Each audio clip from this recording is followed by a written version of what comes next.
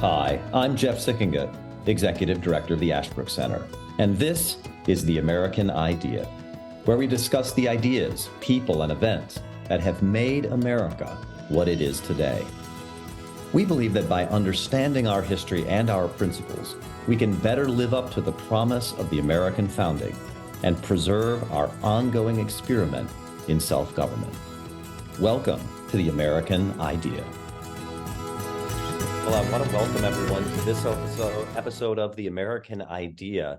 Today, we're going to be talking about a subject that has been with us since the founding of the Republic, but it always comes back into the news every presidential election cycle. And that topic is the Electoral College, its origins, its principles, and its importance for today.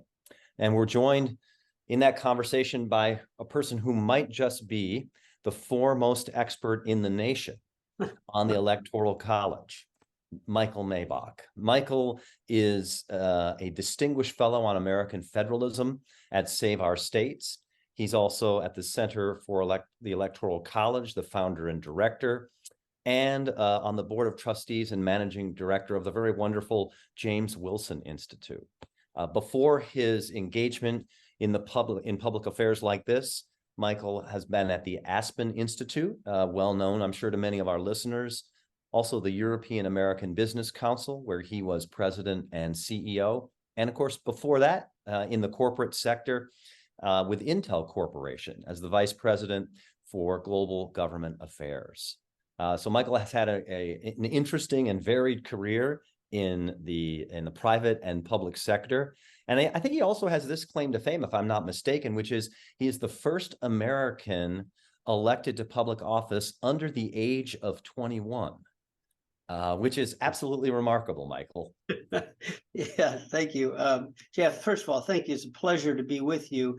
I'm such a fan of Ashbrook Center. And as you know, I finished a master's program in American history and government. And it was so helpful in part because you're a wonderful faculty, also because you use only primary sources, and it forces everyone to deal with the person, whether it's Grover Cleveland or it's Abraham Lincoln or John C. Calhoun, to deal with them in their own words and their own actions, and not somebody's opinion today about that. So it's an excellent master's program for anybody that loves American history and the study of it and the understanding of it.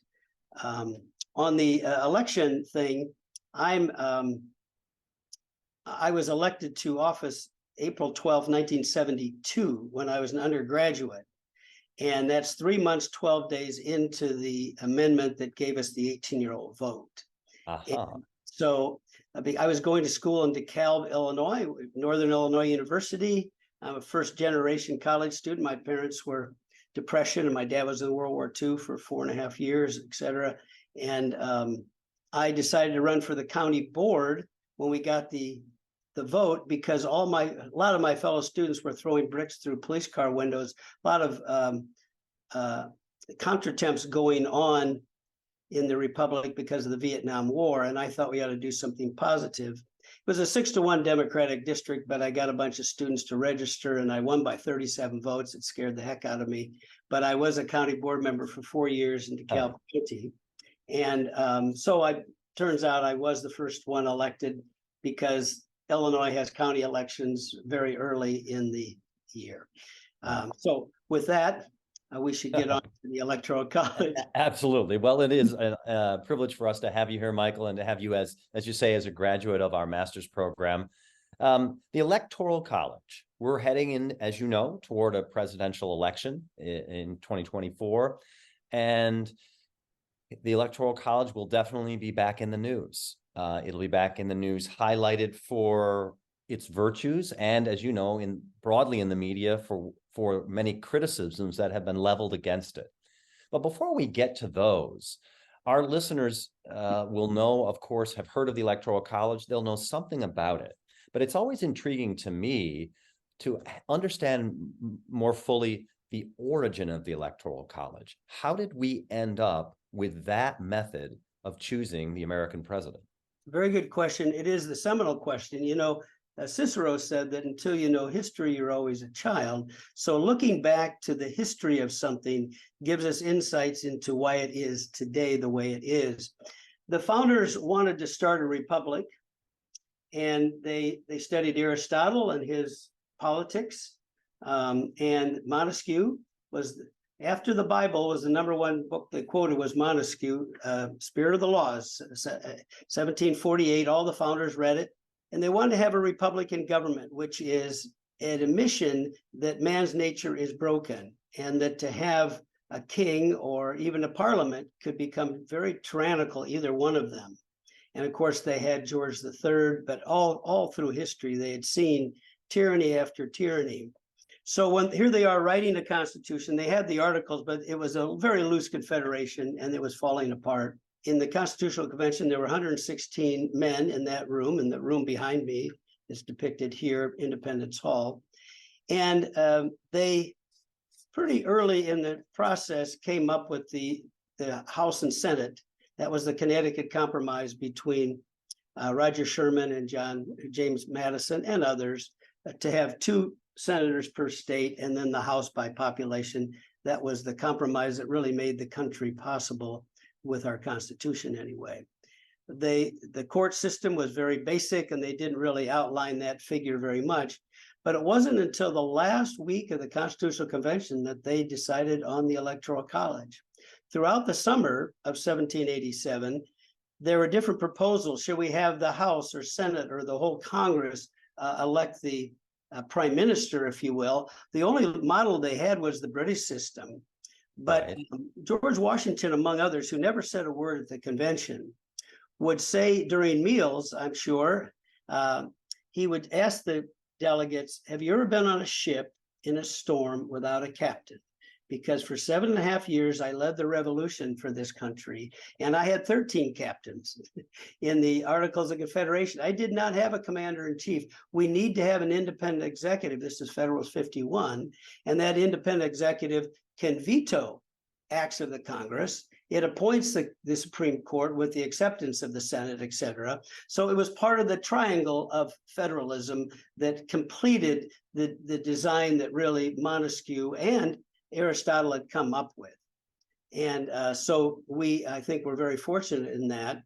So then they asked themselves, and they took a vote, should we have the president independently elected by a popular vote in the country? Well, no, it would always be a Virginian or somebody from Philadelphia, the largest city, et cetera, because we had 9 small states and 4 large states. And that was that was the dynamic at all corners of the convention. So they then voted, should we have the Congress to elect the president? No, then they would just be a tool of the Congress and do whatever the Congress said, or they'll get a new president very quickly. Should we have it elected through votes in the election, in the states, whether that's by the legislature or popular vote, each state would decide. And yes, the delegates voted to have the president elected by the states, and whatever votes they would take would aggregate into, with the electoral votes, would aggregate into the result. And if you think about it, it takes 270 electors to elect a president, and that is 50% plus 1 of the entire membership of the House and Senate. So the Electoral College, in a sense, recreates every congressional seat and the Senate seats, but for one purpose, to go 4 weeks after the election in December to the 13 capitals at the time and elect a president through the Electoral College.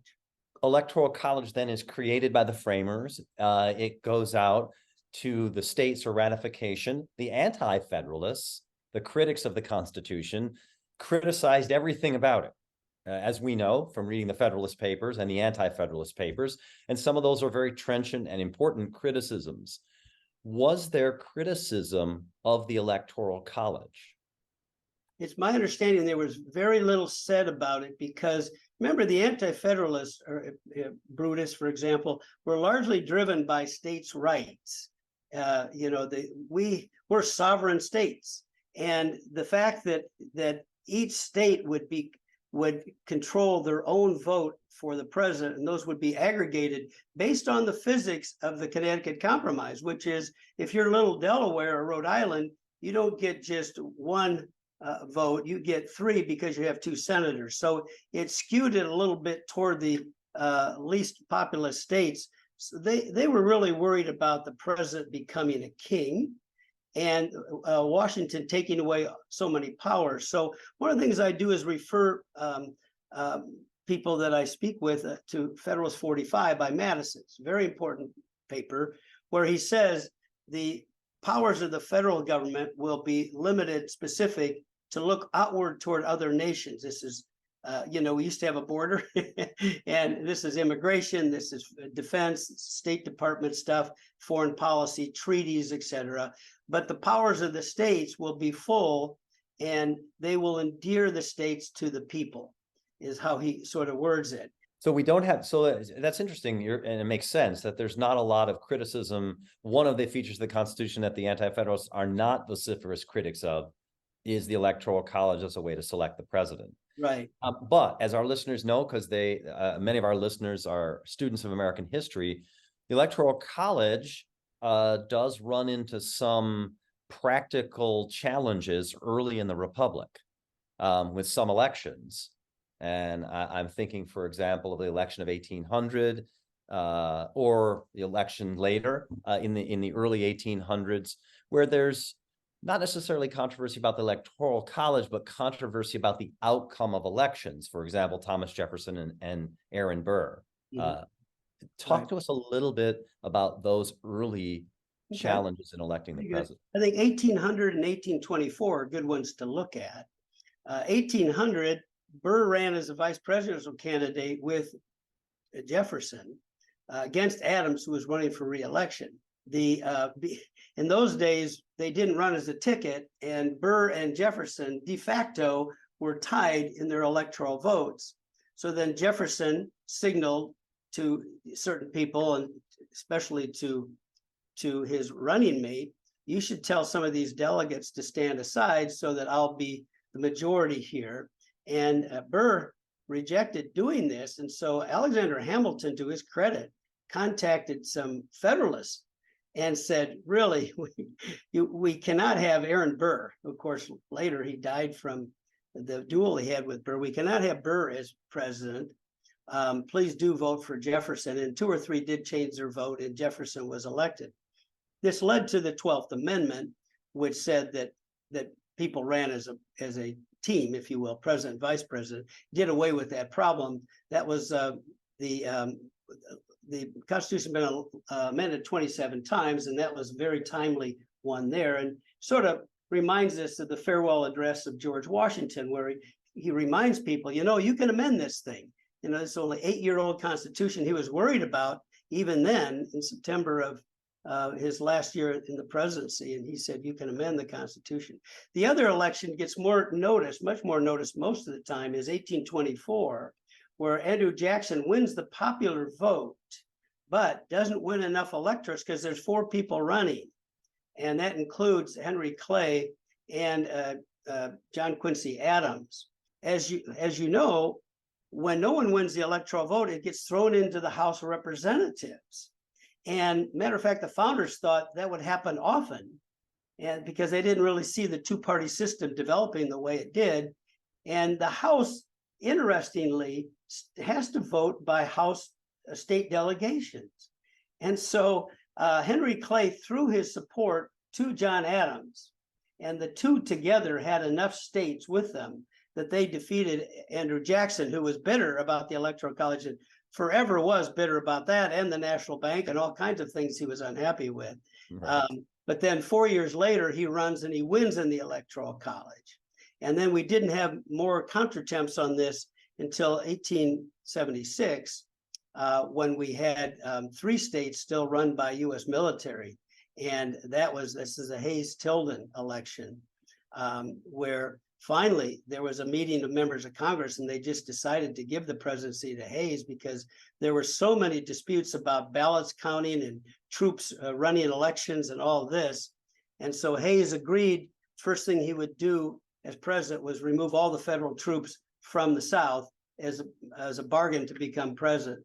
This leads to the Electoral Act of 1888, I guess it is, and that was really in play when we had the January 6th discussions, if you will, about the Electoral College votes. So those early controversies in 1800, in 1824, and then in 1876, do those occasion any calls for reform or even abolition of the Electoral College? Or has the Electoral College been fundamentally accepted by the American people and public officials as just part of our constitutional system? So for many, many years, let's say all of the 19th century, the whole idea of the state was almost sacred, and there was no challenge to the Electoral College of any seriousness. What happened was the two challenges we've had in the Congress have been in 1970. Richard Nixon, 1970, endorsed having a national popular vote, and it went through the House, and the Senate dealt with it. And of all people, Eugene McCarthy, he's an anti-war figure. He was the one opposing President Johnson on the war. Eugene McCarthy leads the debate. Of course, he's from, I believe, New Hampshire. He leads the debate for the Electoral College for small states, and he's successful. So a Democrat in the Senate defends in 1970. Well, in 1977, Jimmy Carter endorses the same national popular vote amendment. And a friend of mine who's now passed away, Michael Ullman from Claremont College, a wonderful scholar, was on the staff of the Senate Judiciary Committee, Republican staff, and he'd written an extensive memo about how deleterious this would be to the Republic. Well, Daniel Patrick Moynihan was given a copy of this by a Republican colleague in the Senate.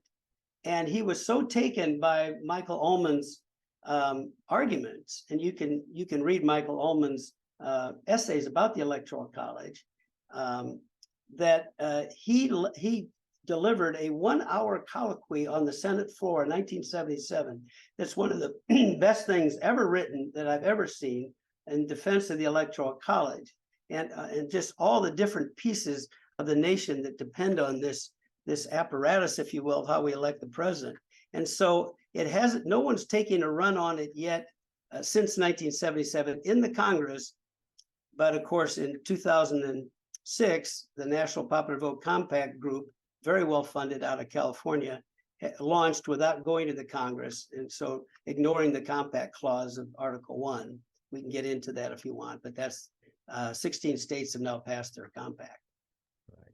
So we have seen in some ways these challenges come out of Congress, as you say, stall in Congress in the last 50 years or so. I do want to talk more about the National Popular Vote movement, but I'm wondering, the 1970 Nixon endorsing this, a Republican endorsing it in 70, and then a Democratic president, Jimmy Carter, endorsing it in 77. Yeah. That probably doesn't just happen out of the blue. No. There must have been a movement growing, whether it was intellectuals, scholars, thinkers, earlier in the decades earlier, wanting to move the United States away from the Electoral College. Very good question. There's two things. One is Tocqueville in Democracy in America says that if Americans had to choose between equality and liberty, they choose equality. So we are a majoritarian mindset people, but all people really are. I find with students especially, they're against the Electoral College because they just believe in majority rule, end of discussion. And I have to ask them questions about that, because of course the founders were not majoritarians at all. The progressive movement wanted to get rid of the Electoral College. They got the income tax, they got the direct election of senators, and that instilled in Americans the progressive movement. And this comes out of the Industrial Revolution and senses that more and more inequality, etc. People moving to the cities become, today 50% of our people live in 9 states. And Los Angeles County has more people than 41 states, and New York City has more people than 39 states. So wow.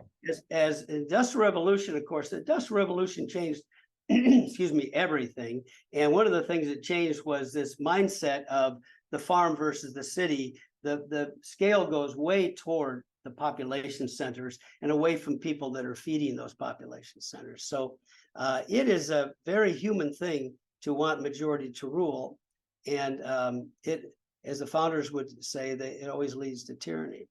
So let me ask you then, the challenges that have come in recent years, since 1977, and now maybe even, as you say, in 2006, with the National Popular Vote movement.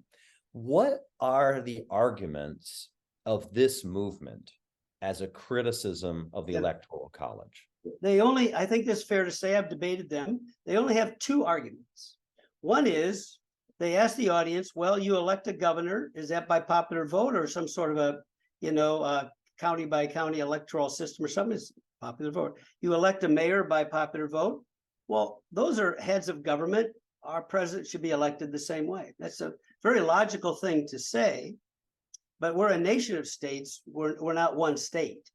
And the second argument is that all the Republicans in California, their votes don't count because it's an overwhelmingly Democratic state. And all the, let's say, all the Democrats in Texas, they're overwhelmed by the Republicans. And therefore, all these people are silenced. And those are their two arguments. Yeah, I was just going to ask you that because the mind naturally does go to the analogy of, as you said, if we elect a governor by direct popular vote in our state, and I think all states do, then why don't we elect a president by direct popular vote? What's the difference between a state, the state of Ohio, where I am, and the United States?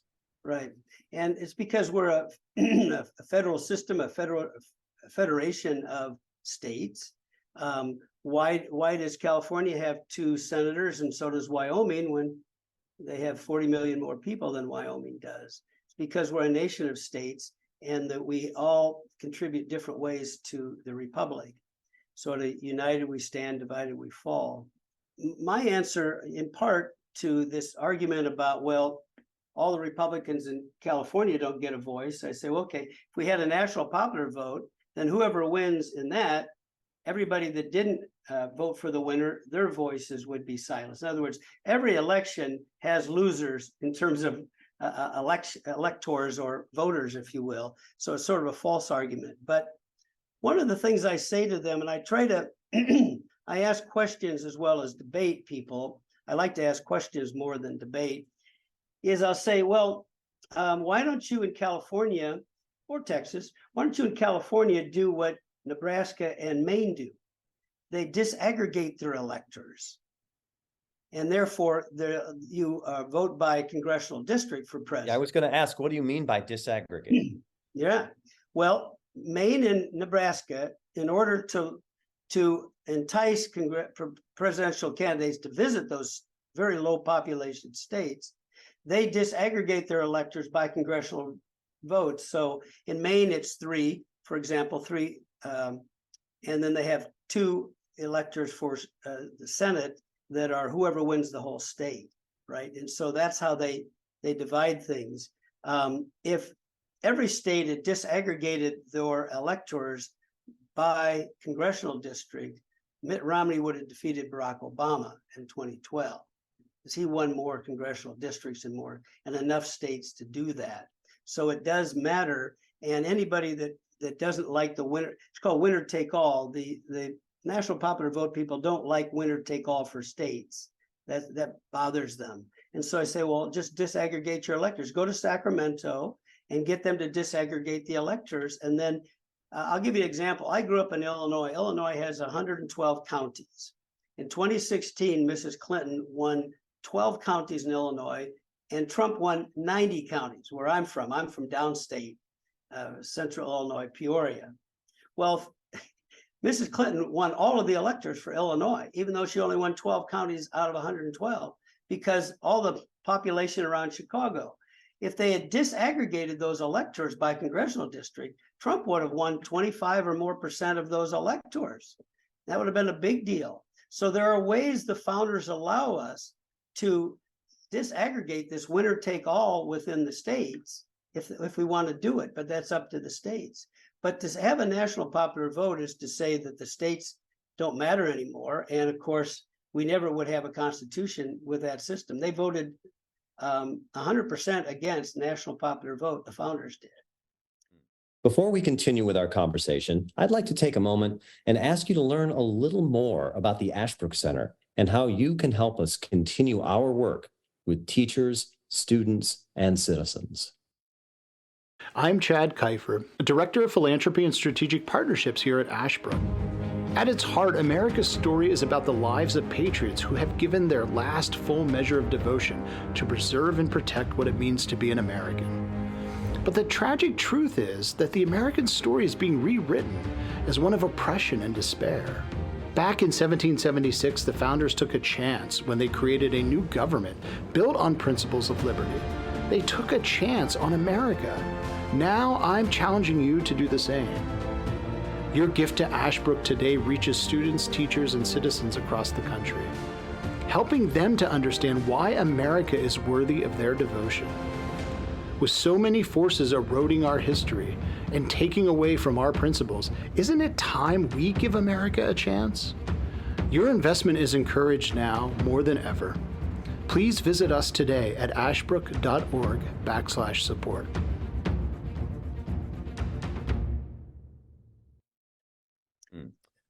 Let's talk a little bit more about that. That's a very interesting point, Michael. The national popular vote movement, as you say, it tried to get traction in Congress in 1970 and 1977. That didn't work. It now has relaunched and been around now for about 15, 16, 17 years. What is this movement? How is it trying to promote a national direct vote for president? Right. Again, history is important. There's a man named John Koza, who is a very wealthy guy in California. He has the patent on the software for the scratch-off lottery. And so every time somebody buys a lottery ticket, John Koza makes a few cents or whatever, and he's a very, very wealthy man. He's in his late 70s. He was a fan of Al Gore. Gore lost the presidential election to George W. Bush in 2000, as we know, with the famous Florida recount, which is a good example of why the Electoral College is important. We can talk about that at some point.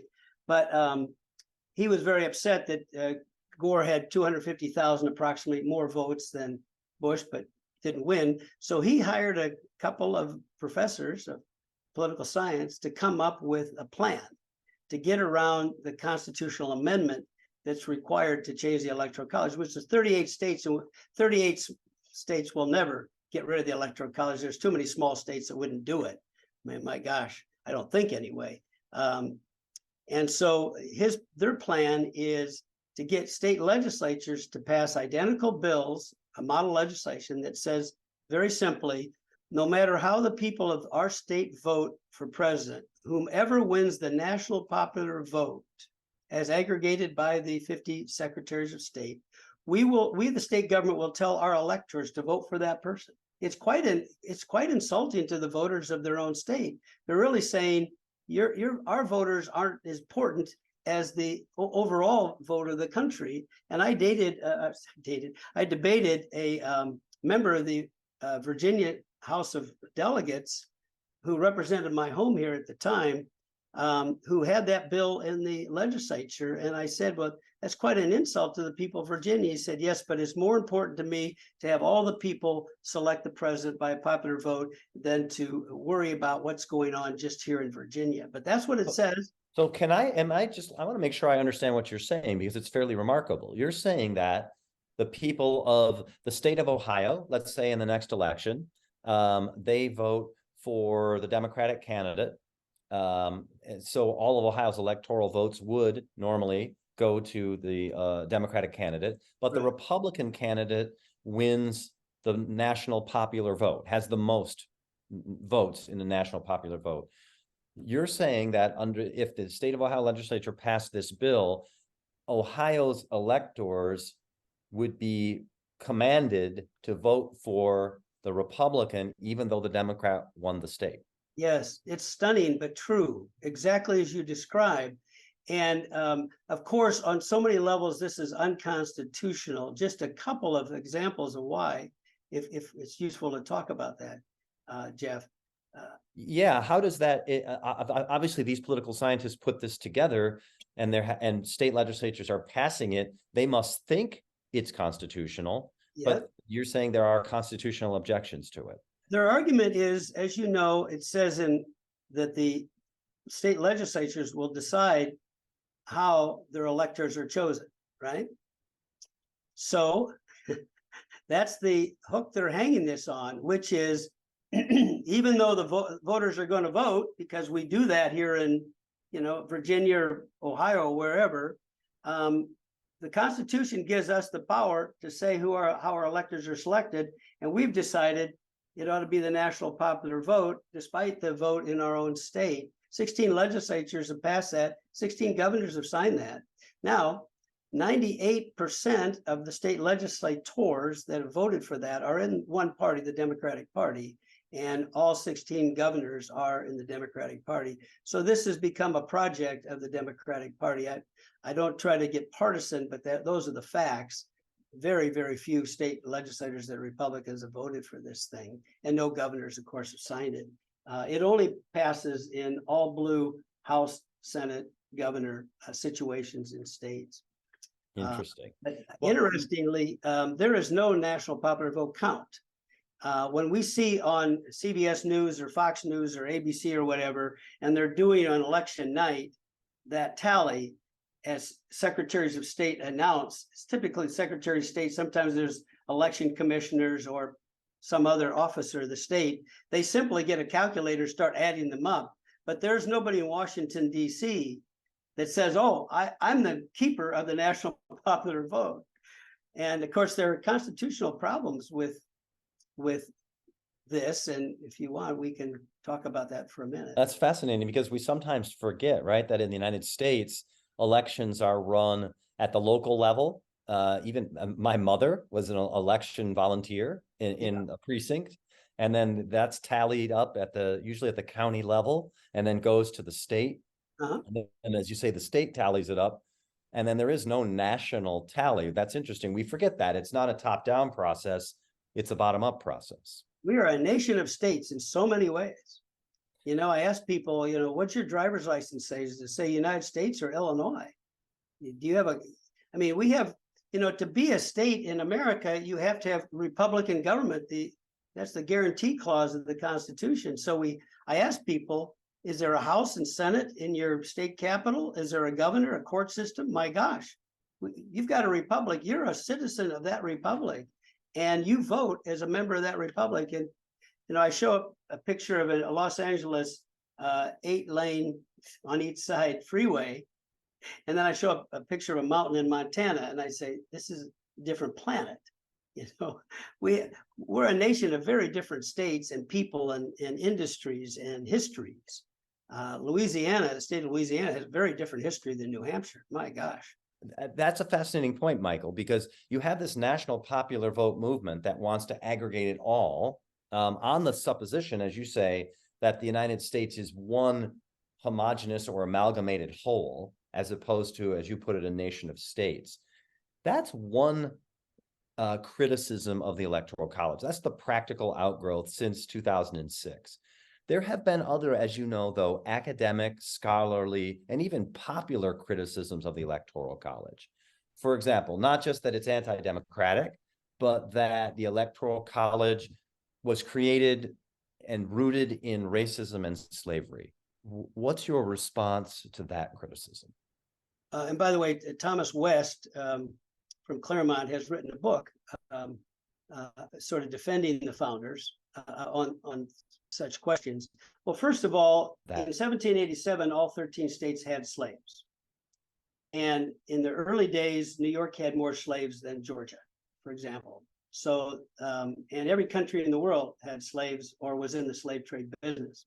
We didn't invent it in 1619. So first of all, slavery was a historic fact. Old Testament, New Testament. There were African slave trade routes, etc. So it was a sin on everybody's hands in those days. Second, that the issue really did not come up, and slavery is not mentioned in the Constitution. Matter of fact, slave trade, it wasn't called that in the Constitution, was to be abolished within 20 years. And Thomas Jefferson did sign the legislation that stopped the slave trade coming into the United States. The reason that people bring this up is because of the 3/5 clause, primarily. And that is that any state that has slaves, they're not counted as a full person for the apportionment of seats in the House of Representatives. And that number actually came out of a taxation compromise done under the Articles of Confederation, which it just happened to be a percentage that had been used by the states for another purpose, for assessing dues, if you will, to the national government at the time. But this was really the South wanted to have all slaves represented, so they had more seats in the House of Representatives. Some in the North and others didn't want any slaves counted at all because they were not full citizens. And the compromise was 3/5, which was a curbing of the representation of the House of the South, sort of as a political punishment for having people enslaved, I guess you would say. But this was not a central issue of the Constitutional Convention at all. It really was the balance of power between the states, large and small. That's the House and Senate, the election of the president. So I hope that's helpful. So if we look at those early debates, you're saying we would not see a split between those favoring the Electoral College or not. You would see it based on size of state, not whether it was a slave or free state. Right. And 2 or 3 of the delegates from North Carolina, when they first started debating the Electoral College the last week of the convention, dissented from the Electoral College idea. They came around to support it. I think it was the last week they were ready to get out of town, and who knows what the dynamics were. People came and went from the convention, etc. But there was nothing said about the Electoral College and slavery. It was James Wilson from Philadelphia, who was a Scottish immigrant, had brought in the idea originally in the Constitutional Convention. Just in the early days, he had some notion that some people in Europe had tried something like this, but it didn't get any traction. But in the Committee of 11, Gouverneur Morris and Madison and Wilson and a few others, Hamilton, really devised the Electoral College. And Hamilton has a wonderful defense, I think it's Federal 79, where he says, if the Electoral College is not perfect, it is at least excellent. And what he means by that is, so we recreate all the seats in Congress among the states, and then we aggregate whatever, just like the Congress votes, to prevent a cabal, because originally some people were talking about getting all the electors to come to Philadelphia, the capital. And Hamilton and others said, oh my gosh, then somebody will come to town, the British or the French, and try to bribe them, and this will be we'll have a cabal. And therefore we disaggregate them to the state capitals, and they have to meet the same day, the same time. And so you can't have, now we have 50 states. Who is going to go bribe electors in 50 state capitals, including, I don't know. Yeah, that's right. Fascinating. Springfield, Illinois. It's a wonderful. That's why he says it is at least excellent. He's so pleased with what they came up with. It is, they go to their own capitals to vote because they're citizens of that state. It's just a reaffirmation that we are a nation of states. And I was a presidential elector in 2016. Now, my candidate didn't win, so I didn't go to Richmond. But if my candidate won, I would have gone to Richmond with other people in my party, and we would have voted as electors representing my 8th congressional district. I was the guy. And so it's just a fascinating compromise the founders came up with. Well, let me ask you about that then. The upcoming presidential election. How will the Electoral College shape the upcoming presidential campaign? Yeah, it does. It always does. We always have swing states. So a Democrat will take for granted California, which means the Republican may not visit very often there. And the same with New York, and the same with maybe Florida and Texas. It depends on each party and what they do. But there'll be, and we'll read all about it next year. There's 6 or 7 or 8 swing states, because the polls say this, right? Well, we used to have a solid South. It was all Democrat. And now, of course, the South is pretty much Republican. So when I grew up in Illinois, we had Everett Dirksen and Chuck Percy as Republican senators. Today, there are no Republicans elected statewide in Illinois, and Ronald Reagan was the governor 2 terms in California. So was Pete Wilson, and now there's no Republican governors in California. So we do have swing states, and those swing states are swing states because the people of that state are so sharply divided on what's happening in America today, right? So in a way, it's sort of nicely ironic that the candidates both we usually have 2 main parties because of the Electoral College. They go to those states to debate those issues and try to resolve them state by state, right? So if the Democratic candidate is very popular in Oregon, Washington, California, there's not a lot of national debate compared to, let's say, Michigan, Wisconsin, Pennsylvania, right? Those are the modern day, probably swing states, and a few others, of course, but not Illinois anymore. It used to be, but not anymore. So it will draw the candidates to those states that are divided in order to understand how to talk with American people to move us forward.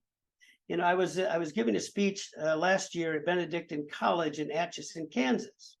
And I learned something when I was there I didn't know, and that is, before he gives the Cooper Union address, Lincoln got on his horse and rode around the country test driving that speech. And the farthest west he ever traveled was Atchison, Kansas, where he gave his speech, which later was delivered at Cooper Union. And my point is, here was Lincoln on his way to be a candidate for president, made famous only because of the Lincoln-Douglas debates, which is the first political debates ever covered by the national news media in America through the Telegraph, right? He goes all the way to Atchison, Kansas to see how Kansas people, because remember the Kansas-Nebraska Act, right? Right. That was bloody Kansas. So he goes all the way out there because he's test driving across the country by train and by horse, how his would it play in Peoria, as they say these days.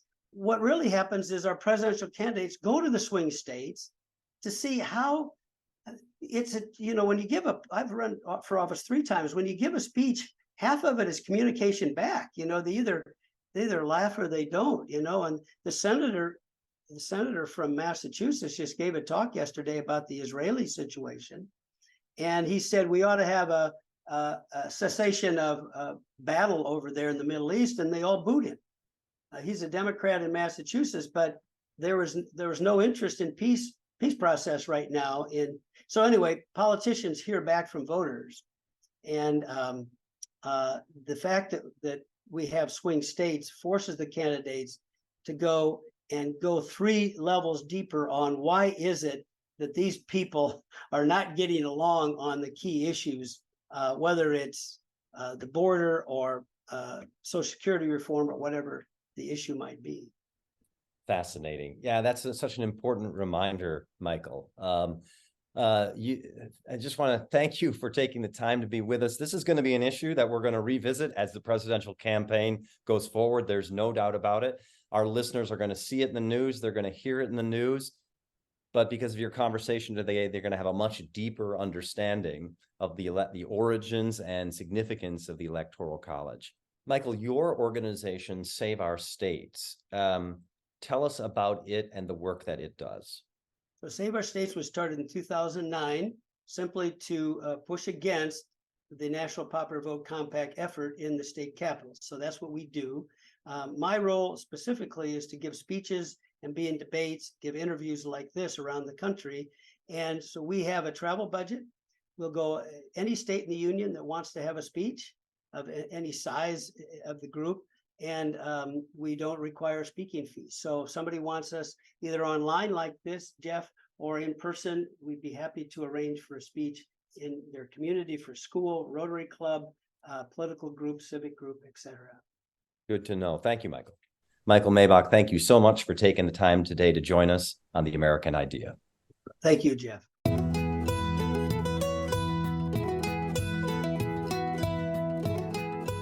Thank you for listening to this episode of The American Idea. If you enjoyed this episode, Remember to subscribe at Apple Podcast, Spotify, or wherever you get your podcasts, and leave a 5-star review. If you want to learn more or get involved in Ashbrook's vital work, visit our website, ashbrook.org.